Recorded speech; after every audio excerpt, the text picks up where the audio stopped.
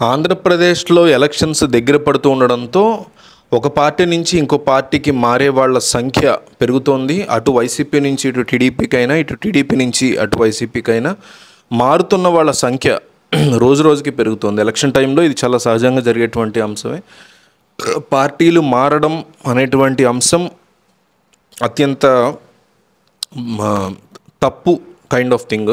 దాన్ని చాలా జనరలైజ్ చేశారు గడిచిన 10-20 సంవత్సరాల్లో చూసుకుంటే. సో రాజశేఖర రెడ్డి, చంద్రబాబు నాయుడు హయాంలో, తర్వాత వచ్చిన జగన్, కేసీఆర్ వీళ్ళందరి హయాంలో పార్టీల మార్పు అనేది చాలా సహజంగా జరిగే ఒక అంశంలాగా చేసేసారు వీళ్ళు. బట్ ఒక పార్టీ సిద్ధాంతాలను నమ్మి ఆ పార్టీలో ఉండేవాళ్ళు ఇదివరకు అట్లా మారేవాళ్ళు కాదు. అట్లా మారడం అనేది నార్మలైజ్ చేయడం చాలా బాధాకరం.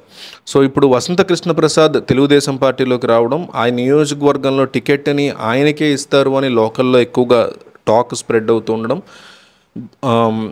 23 సీట్లకే తెలుగుదేశం పార్టీ పరిమితమైన తర్వాత కూడా దేవినేని ఉమామహేశ్వరరావు చాలా స్ట్రాంగ్గా తెలుగుదేశం పార్టీతో ఉండడం, అంతేకాకుండా గతంలో ఆయన ఇరిగేషన్ శాఖ మంత్రి అవడంతో ఇరిగేషన్ శాఖకు సంబంధించి కొత్తగా వచ్చిన మంత్రులు అంబటి రాంబాబు కానీ, అనిల్ కుమార్ యాదవ్ కానీ వీళ్ళందరినీ సబ్జెక్టుతో ఆయన ఉతికి ఆరేసే పరిస్థితి ఉండడం, ఇవన్నీ కూడా తెలుగుదేశం పార్టీకి ఒక గొప్ప యాసెట్గా ఇన్నాళ్ళు ఉన్న దేవినేని ఉమ త్వరలో వైసీపీలోకి వెళ్ళబోతున్నారంటూ కొన్ని పుకార్లు అయితే మనకి డెఫినెట్లీ వినిపిస్తున్నాయి.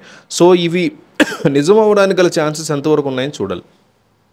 రీసెంట్గా ఈయన పార్టీలో జాయిన్ అవుతున్నప్పుడు వసంత కృష్ణ ప్రసాద్, దేవినేని ఉమ అక్కడ లేరు. అది ఒక బిగ్గెస్ట్ డ్రాబ్యాక్గా చూడాలి. అట్లాగే లోకల్లో ఉన్నటువంటి దేవినేని ఉమ అనుచరులు, వసంతకృష్ణ ప్రసాద్ అనుచరుల మీద ఎన్నో సంవత్సరాల నుంచి కూడా ఇద్దరి మధ్య ఒక రకమైన వార్ లాంటిదే ఉంది.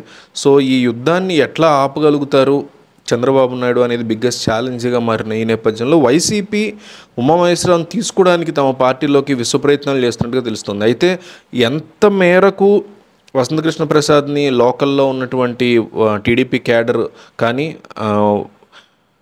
ఉమామహేశ్వర యొక్క క్యాడర్ కానీ అడ్డుకుంటుందో అంతే లెవెల్లో వైసీపీలోకి ఈయన వస్తానంటే మాత్రం వైసీపీ లోకల్ లో లెవెల్లో ఉండేటువంటి క్యాడరే అడ్డుకునే పరిస్థితి ఉంది. ఎందుకంటే ఉమామహేశ్వరరావు, దేవినేని ఉమ విపరీతమైనటువంటి వ్యాఖ్యలు చేసిన సందర్భం ఉంది వైఎస్ జగన్మోహన్ రెడ్డి మీద, అసెంబ్లీలో కావచ్చు, గతంలో, తర్వాత ఓడిపోయి ప్రతిపక్షంలో ఉన్నప్పుడు కావచ్చు.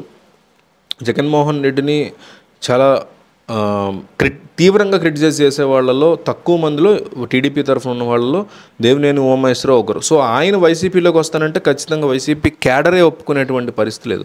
కానీ వసంతకృష్ణ ప్రసాద్ కనుక టికెట్ ఇస్తే మాత్రం దేవినేని ఉమ ఖచ్చితంగా వైసీపీలోకి వెళ్ళి మళ్ళీ టికెట్ తీసుకునేటువంటి అవకాశాలు స్పష్టంగా కనిపిస్తున్నాయి. ఈ నేపథ్యంలో దేవినేని ఉమ యొక్క అడుగులు ఎటువైపు ఉండబోతున్నాయి అనేది మీరు కామెంట్ చేయండి.